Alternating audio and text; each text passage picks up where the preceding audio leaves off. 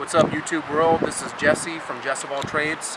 I'm back again, and here today we're going to follow up talking about my 1998 Z28 Camaro. If you guys hadn't seen some of the videos before, I was talking about the throttle bodies and stuff I got for it. Bottom line is, we're looking at a 6-liter supercharged, 6-speed, and we're trying to, I had it running on the motor, it's running on the motor, but we're trying to get it going on the blower. And what I'm going to talk about this time is some of the pieces that I got that's going to make that happen for us to be able to use the supercharger. So if you want to come in and check it out here, first and foremost, we need to get the blower spooled up.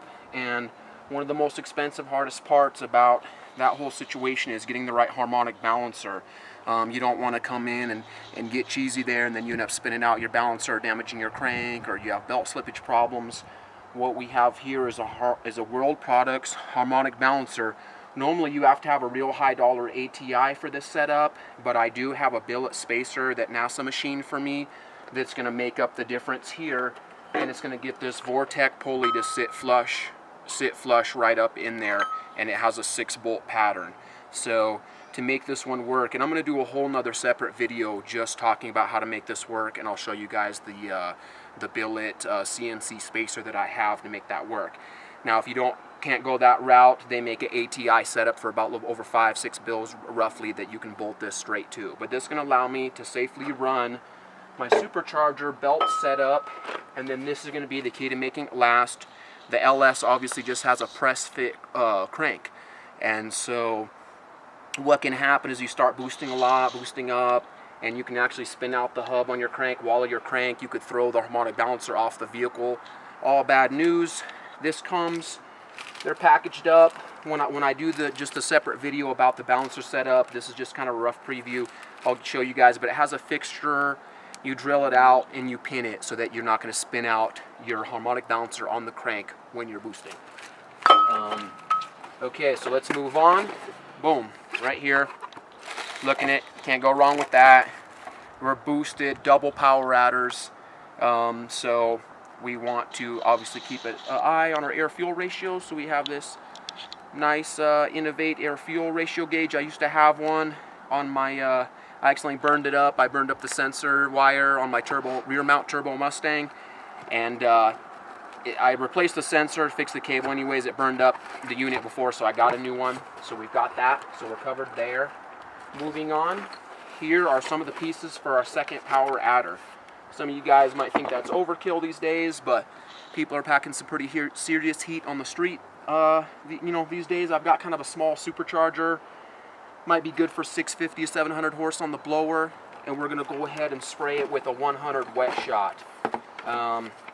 I've got some various, we got our NOS Super Pro shot right there, and then on our fuel side we got another high flow.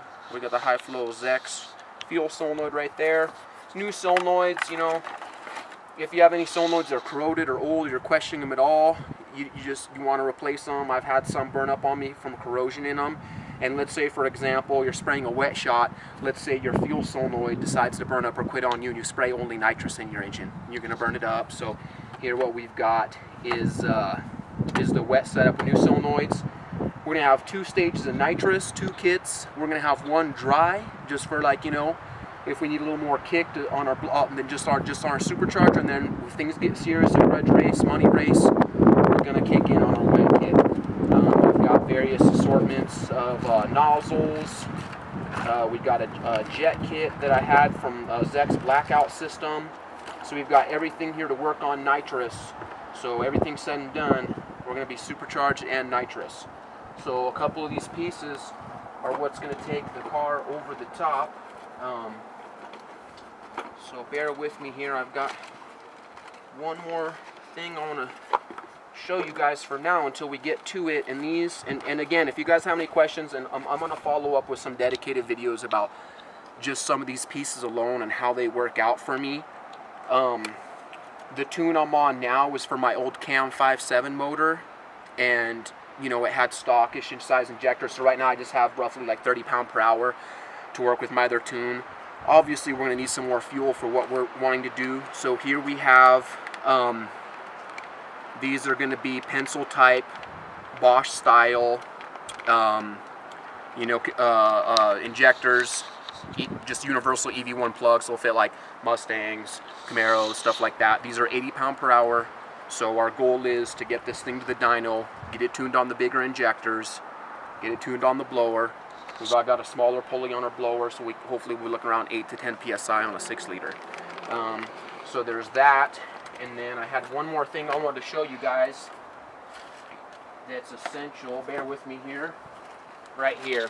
This is going to be essential for us to be able to run our supercharger, and that is a 2-bar map sensor. You know, obviously if you come in regular map sensor and try to boost, it's going to freak out. The computer's going to freak out. It's not going to know what to do. So you have the 2-bar map sensor that's going to recognize boost, and so we'll be putting that in when we go to the dyno. So everything said and done, we'll be covering our air-fuel ratios. We'll have our bigger injectors. We'll have our harmonic balancer upgraded and our pulleys on there. We'll have our nitrous. So we're going to be looking to post some pretty serious times at the drag strip this spring, and hopefully do some no prep street racing in the car. Soon we'll be going to the dyno, and then we'll be able to get some live footage of the car. So those are just, I wanted to show you guys my new parts, update you guys on the progress. I'll come in with some separate videos where I'm going to talk a little bit more in depth on some of these pieces, and probably show you guys some of the installation procedures. So that's it for now. We'll catch up with you guys soon. We'll check with you guys later. Jesse from Jesse of All Trades. Please subscribe.